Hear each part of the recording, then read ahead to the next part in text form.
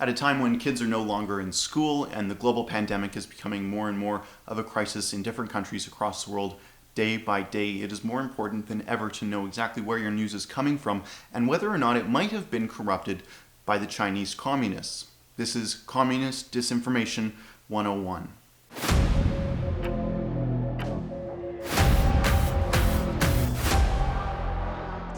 Now, we all know that the Chinese are led by communist authoritarians that don't allow their citizens to read any news that is not being filtered by the governing party. But you might be surprised to know that journalists who you might trust are acting as stenographers for the Communist Party of China. Now, unlike in Canada, where there's only one state-run media outlet that you can't trust, the CBC, in China there's over half a dozen national news outlets that are sponsored by the Chinese communists, from People's Daily to the Global Times to Xinhua News. All of these outlets are untrustworthy, especially when it comes to talking about the Wuhan coronavirus. Now, it's not just as easy as checking what website you're on to see whether or not you're reading or digesting Chinese propaganda. Lots of the content created by these state-run outlets out of China are edited and reshared under a different name by mainstream media journalists in the West so that you digest it and think that it's trustworthy information. Take, for example, Glen MacGregor. He's with CTV in Canada, and the layman, the average person in Canada, might trust Glen MacGregor. You might think that he's from a mainstream media source and he's going to be giving you information that isn't biased or tainted by the Chinese government. But that, of course, is not the case. Glen MacGregor loves China and he loves sharing Chinese propaganda. I'll zoom in here on this shot from this video.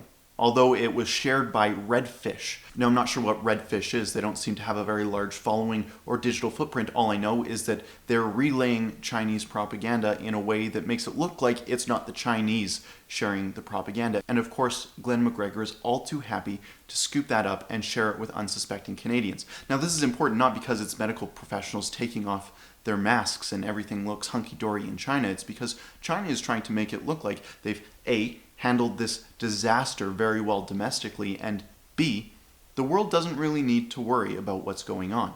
The Chinese campaign isn't just limited to that, of course. The Chinese campaign is trying to rewrite history. Check out this Wikipedia page for the Spanish flu. Now, the Chinese government is absolutely fixated on making sure that they are not forever to blame for this deadly pandemic that is going to kill tens of thousands of people, if not hundreds of thousands of people. And that all starts with what the virus is called. The Chinese will do everything to make sure the history books don't refer to this deadly pandemic as the Wuhan virus or the Wuhan flu. That's why there's an editing war on Wikipedia right now to make sure that the Spanish flu is erased from history. Rather, they'll call it some decade-era pandemic instead of what the entire world knows and refers to it as, the Spanish flu. That sets a retroactive precedent.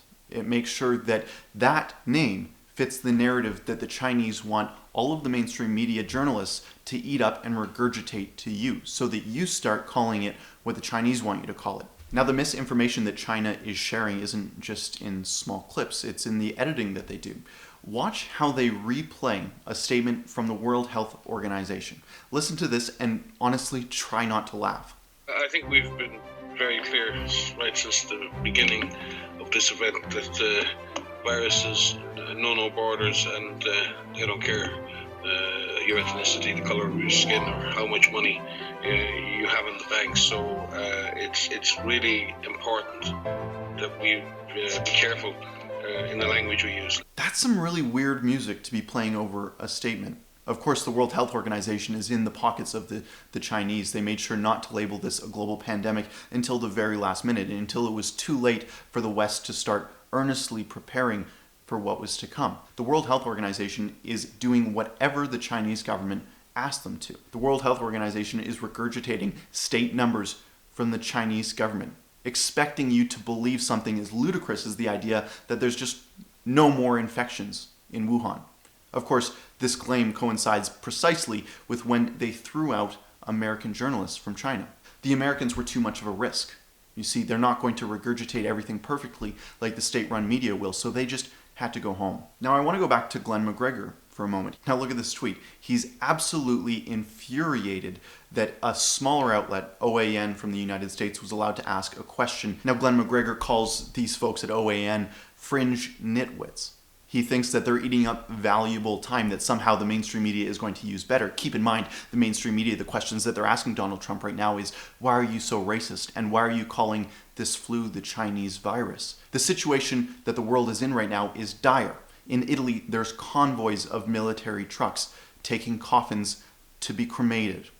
But what the mainstream media is concerned about is what the President of the United States is calling this virus. Now, I'm not surprised that the mainstream media is breathlessly regurgitating talking points from the Chinese. I'm not surprised that they have absolutely no interest in asking important questions, and they're more concerned about whether or not the President of the United States is racist and whether or not travel bans are racist. Because after all, the mainstream media is being paid, quite literally, by the Chinese.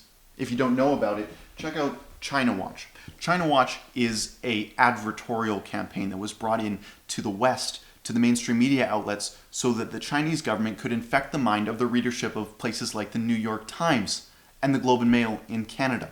Now I'm going to read you the goals of China Watch.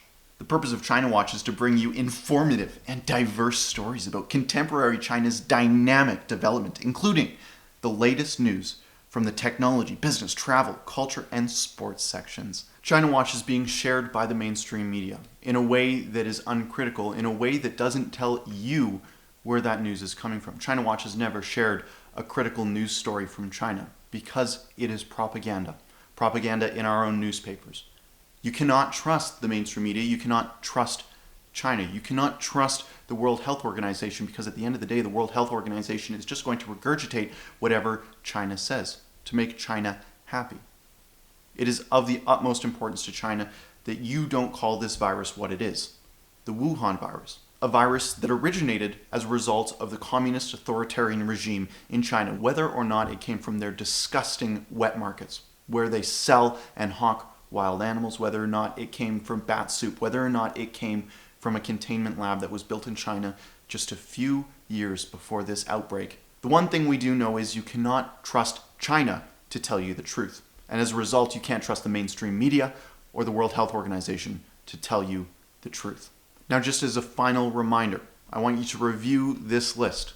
Know exactly where Chinese disinformation comes from.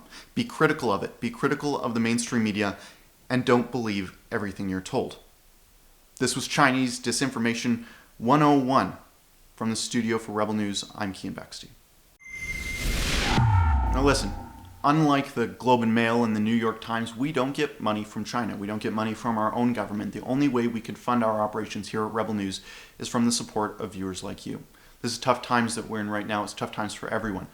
Right now, I'm sort of relegated to my studio, and I'm not able to go onto location like I used to, but I'm going to continue sharing with you the other side of the story. If you can help us out at rebelnews.com/donate, it would go a long ways to keeping us afloat so that we can continue to share with you the other side of the story.